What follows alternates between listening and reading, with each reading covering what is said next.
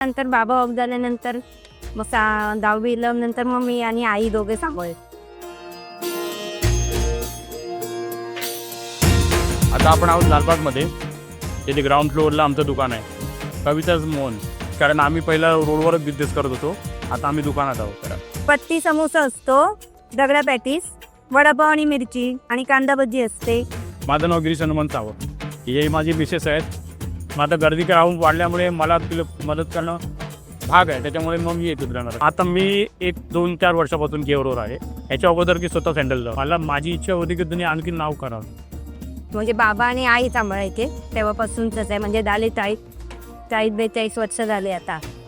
मी मग नंतर बाबा ऑफ झाल्यानंतर मग 10वी नंतर मग मी आणि आई दोघे सांभाळले.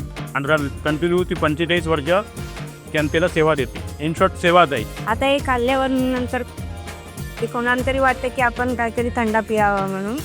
पाण्याबरोबर नॅचरल लोकांना खाण्याला बरोबर प्यायला लोकांना आवडतं.